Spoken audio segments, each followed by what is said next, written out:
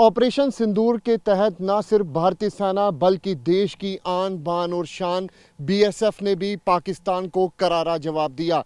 Operation सिंदूर के बाद पाकिस्तान बौखला गया, अंतर्राष्ट्रीय सीमा पर सीज फायर का उल्लंघन किया। वहीं बीएसएफ ने पाकिस्तान को मुंह तोड़ जवाब दिया। न सिर्फ इतना बल्कि बीएसएफ ने पाकिस्तान के कई लॉन्च पैड जो जैश और लश्कर के थे उनको भी तबाह किया। बीएसएफ के आला अधिकारी हमारे साथ मौजूद हैं, उनसे बात करेंगे।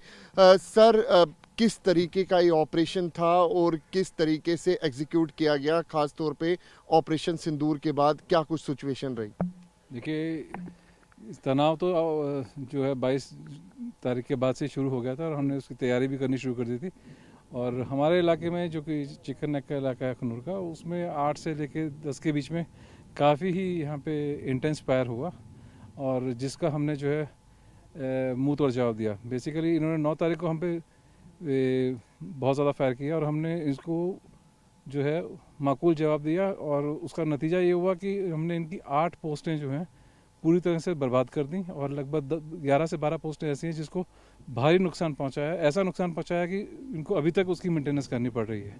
इसके अलावा जो हमारे इलाके में सर्वेलेंस इक्विपमेंट लगे हुए थे जिससे हम पे निगरानी रख रहे थे, हमने वो इंश्योर किया कि वो सारे सर्वेलेंस इक्विपमेंट जो कि काफ़ी महंगे सर्वेलेंस इक्विपमेंट थे वो हमने सारे डिस्ट्रॉय कर दी ताकि हम पे निगरानी न रख सके।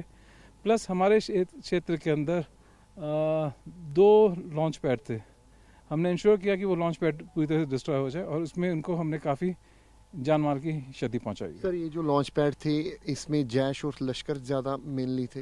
देखिए, हमारे पास जो है इंफॉर्मेशन आती रहती थी कि जो है दोनों ही के जो है मिलिटेंट यहाँ पे आते थे और यूजुअली ये आ रहे हैं। लेकिन मैं आपको आश्वस्त कराना चाहता हूँ कि हमारे बॉर्डर पहले भी जो है पूरी तरह से महफूज थे और आज भी महफूज हैं। उस समय भी हमने किसी भी तरह की इस इन्फिल्ट्रेशन इस इलाके से नहीं होने दी, लेकिन क्योंकि बार बार इस जगह का नाम आ रहा था जी। और हो सकता है कि शायद वो इसको ट्रांजिट के लिए इस्तेमाल ना कर रहे हो, तो हमने सोचा कि क्यों ना इसको तबाही कर दिया जाए।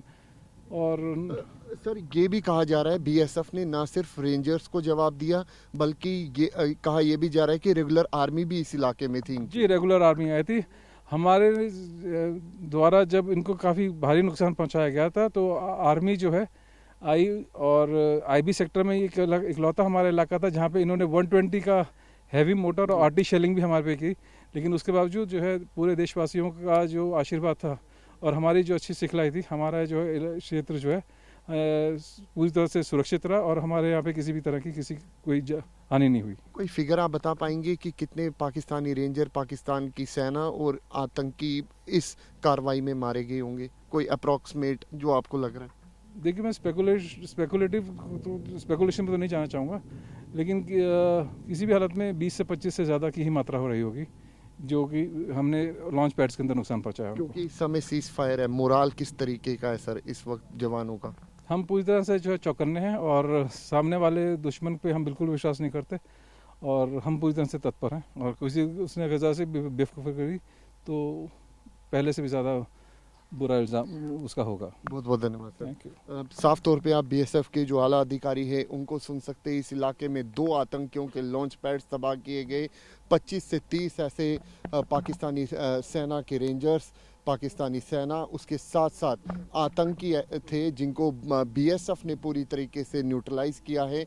इस समय सीज फायर है, पूरी तरीके से माहौल शांत है, लेकिन बीएसएफ अभी भी अलर्ट मोड पर है। कैमरा पर्सन अनुदीप शर्मा के साथ अंकित भट्ट, टीवी 9 भारतवर्ष के लिए।